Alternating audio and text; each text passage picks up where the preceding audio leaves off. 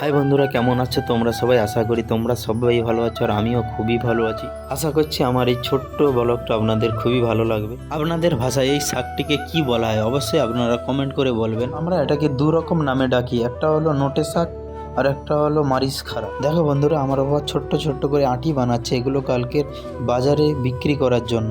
তারপর আমি বাবাকে বললাম, বাবা টাইম নিয়ে একদম তাড়াতাড়ি কাজটা করতে হবে, কারণ সূর্য ডুবতে যাচ্ছে। তারপরেই চলে এলাম আমি পুকুর পাড়ে এবং পুকুর পাড় থেকে এই পাতাগুলো তুলছিলাম খাওয়ার জন্য। যারা যারা এই পাতাটাকে চেনো অবশ্যই কমেন্ট বক্সে বলবেন এই পাতাটার নাম। আমি এই পাতাটার নাম বলে দিচ্ছি, পাতাটার নাম হলো থালকুনি পাতা। থালকুনি পাতা পেটের জন্য খুবই ভালো। তারপরেই আমরা বাড়ি চলে এলাম। বাড়িতে এসে নোটে শাকের গোড়াগুলো ধুচ্ছিলাম, কারণ নোটে শাকের গোড়াতে অনেক মাটি থাকে। যেহেতু আমরা নোটে শাকটা বিক্রি করব, তাই জন্য খুব সুন্দর করে গোড়াটা ধুয়ে রাখছিলাম। এই নোটে শাকগুলো আমার বাবা ভোর 4টের সময় বিক্রি করতে নিয়ে যাবে।